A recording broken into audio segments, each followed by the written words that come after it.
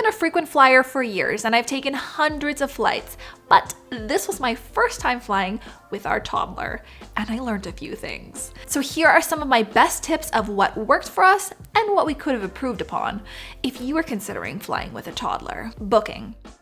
So we flew with our toddler on our lap, which meant that we didn't have to pay extra to buy him his own seat, which is something that you can do until they turn 2. So on our first 2 flights, this worked great since we ended up having an empty seat beside us and it just gave us that extra room regardless.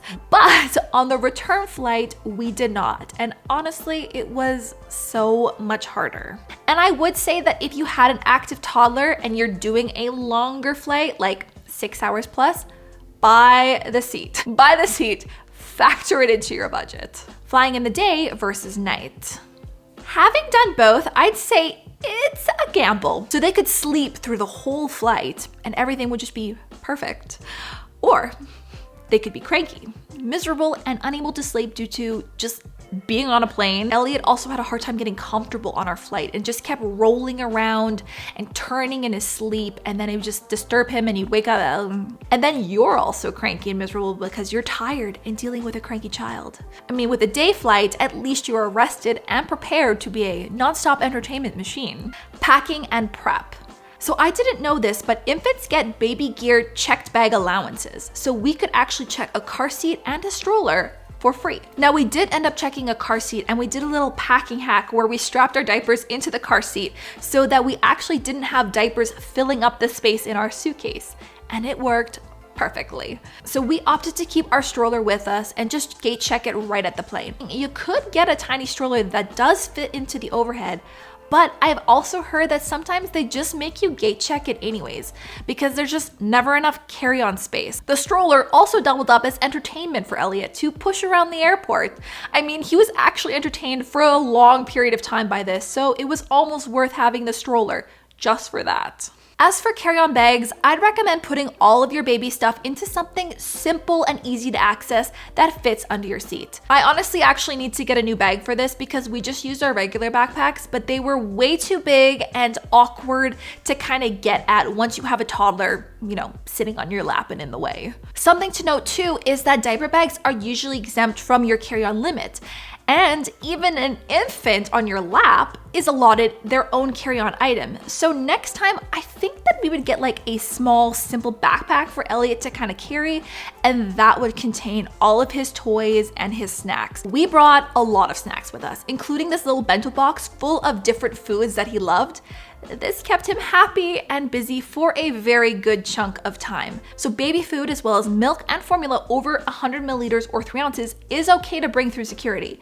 Even these like blended fruit pouches. You just have to be traveling with a child, I think, to bring these pouches. Milk you could bring separately if you weren't traveling with a child, and they might test it. So just be aware of that. So if you are finding these tips helpful and you want to make sure you don't miss out on any future videos like this, make sure you click that subscribe button and hit that bell.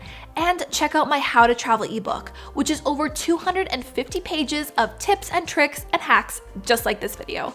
It covers everything you need to know for planning, booking, and packing, as well as advice for when you're actually on your trip. And right now it's at an all-time low price, so check out the link in the description. At the airport and layovers. During layovers, we wanted to let him walk as much as possible to just help get up all of that pent up energy. Now, some airports do have playgrounds or just an area for kids to simply run around. So we definitely got him playing in there. I'd also give yourself a longer layover. I would not recommend any tight connections. I mean, without kids, I'd quickly be able to clear pre-customs, get some food, coffee, and get to the gate with plenty of time to chill. With a toddler, it's a whole different story. Matt and I ended up dividing and conquering when it came to gathering food, diaper changes, and entertaining Elliot. Also, when we were in Orlando, we were even ushered into a separate TSA line, which was for families and people with special needs. Now, I don't think this is available at all airports, but it definitely was nice and it saved us some time, so keep an eye out for that. Boarding. So we did take advantage of our pre-boarding because it was our first time flying, plus on the way back we had fuller flights and we really wanted to make sure we got overhead space for our carry-ons. I also tried to wipe down everything on our first few flights, but by the last few, I mean, I feel like it was just a lost cause. He was grabbing everything. So really we just focused on wiping and sanitizing his hands before we ate. Now, one of the things that I wish that we had done was actually split up the duties, where one person goes ahead with all of the carry-on bags and puts those away, wipes down the area, and then the second person would come with the toddler or baby at the end of the boarding time. So they're the last person on the plane. Less time sitting on the plane would be great because Elliot just hated that waiting time. During the flight, so for all our flights, we booked the window and the aisle seats, hoping that nobody would book the middle. Now for our first few flights, this was true and it worked great. We had the entire middle seat to ourselves, but on our return, they were full flights. So we just ended up swapping with the person in the middle, and we took the middle and the window seat, and it wasn't a problem. Everybody was cool to swap. I mean, no one really wants to be between you and like a toddler.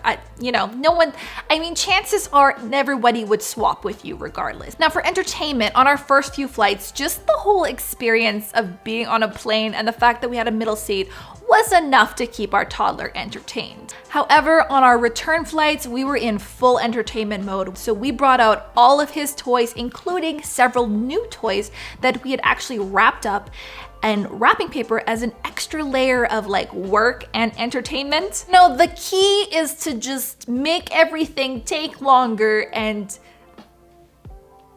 kill time. So during taxiing, takeoff, and landing, you're supposed to hold your child securely against your chest.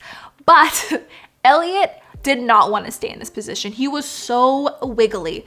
So this is where we used screen time here. Now, initially we wanted to save our screen time for like the Hail Marys, but it worked really well during taxiing, takeoff, and landing to just keep him still, which we felt was the safer option. I mean, many people will tell you this. You just kind of let all your screen time limits go out the window on flights. Whatever is going to help get you through those hours of sitting on a plane, headphones were definitely nice to have. Elliot's not huge into screen time, so that only kept him busy for so long. But he loves listening to music, and he was just jamming out, having a silent disco party by himself. If you are putting headphones on a toddler though, make sure you get the ones that have built-in limiters to help keep audio at a safe level. So we brought an extra outfit for both Elliot and myself, and I didn't actually think I would need this until our last flight, when our hyper overtired toddler dumped his entire cup of water all over me. And I was very thankful to have a dry shirt to change into.